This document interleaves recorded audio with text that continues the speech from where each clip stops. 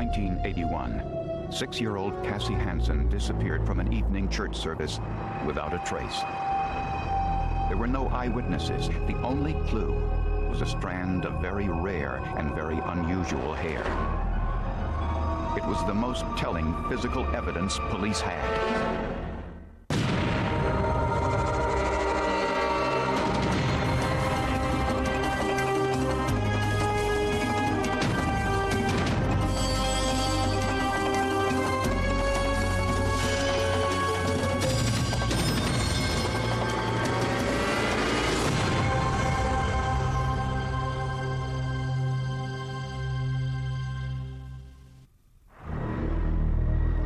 On a cold November night in 1981, the Hansen family headed to a service at Jehovah Evangelical Lutheran Church near St. Paul, Minnesota.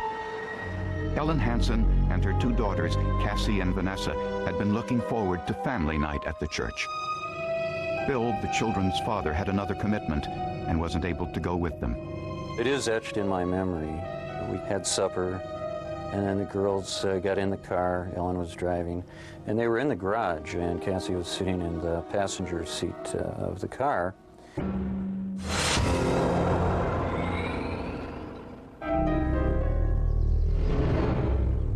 After Cassie Hansen's murder, police attempted to locate all past sex offenders in the Minneapolis-St. Paul areas.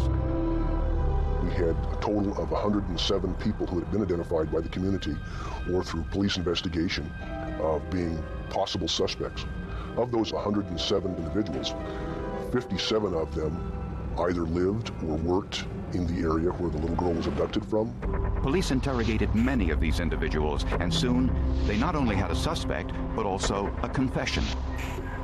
Vondell Quanley, a woman from Texas who had claimed to have killed Cassie Hansen. And when she came to the attention of St. Paul police and allegedly made a confession, it turned out that what she did was read details in the paper and then recite them. She said, "I claimed I acted alone." Well, it was quite obvious that she couldn't generate seminal fluid and that this was a sham and a fraud. Police found 2 other witnesses who saw a white male carrying a motionless child near the auto body shop dumpster on the night of the murder. This was consistent with the description given by the church member who saw an elderly man near the church bathrooms. With no other leads, police contacted the FBI's Behavioral Science Unit and prosecuted this case, said this was their first breakthrough. That was crucial, and that was very critical, because no one had revealed to the press, to the media, to anyone that she'd been beaten. And only the killer could have known that. Meanwhile, we didn't have any witnesses, and it was entirely a circumstantial case.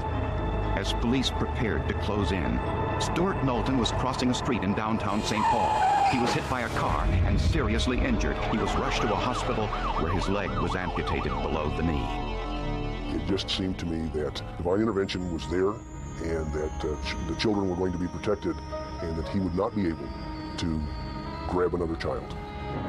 When police checked Knowlton's alibi, they discovered that on the night of the murder, he had not turned in his logbook.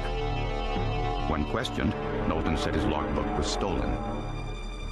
Despite police warnings, the masseuse Dorothy Noga called Stuart Knowlton on her own. She, too, asked Knowlton if he'd been following the news reports of Cassie Hansen's murder.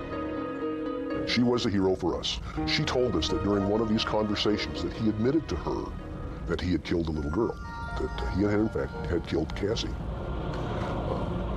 Dorothy Noga agreed and wanted to help in the case and stated that she would be willing to talk to him and to tape these conversations. And she did this hours on end. But he wouldn't repeat the confession on tape.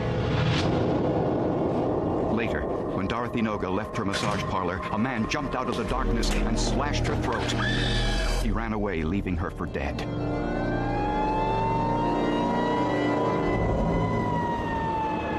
I proceeded to the hospital. Her throat had been slit, that her blood pressure was down to 0, that they were certain she was going to die.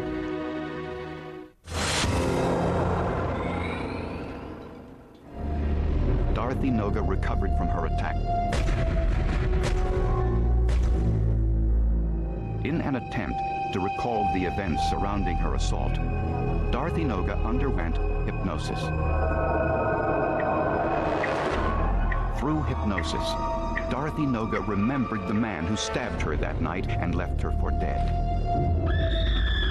She alleged it was Stuart Knowlton, who attacked her just hours after the telephone conversation in which he confessed to the murder of Cassie Hansen. He jabbed a knife straight on him, like on my neck, and then he pulled it out. Well, then I knew, then he cut me, and I turned my head like that, and he said, "I'll teach you not to talk," and then he cut it, and then he slid it all the way down. Minnesota state law prohibits testimony from individuals with hypnotically enhanced recollection. In the taxi, when Cassie was struggling to get away, Knowlton strangled her with his belt. Later, he put her body in a dumpster a few miles away. He took the buckle off her shoes, possibly as a trophy, and dropped the shoes in 2 different locations. Stuart had a shoe fetish. When he talked about shoes at first, it meant nothing to me. In retrospect, it was probably more significant than I thought. The description of Stuart Knowlton's rare hair condition convinced the jury that the banded hair found on Cassie Hansen's clothing came from Stuart Knowlton. The evidence from the FBI laboratory was the absolutely critical one piece of evidence that was absolutely essential to tying him in and to being able to get a conviction of Stuart Knowlton.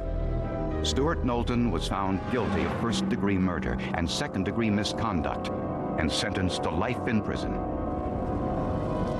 To this day, the Hansen family visits Cassie's grave and hope that Cassie's death might serve as a warning to others.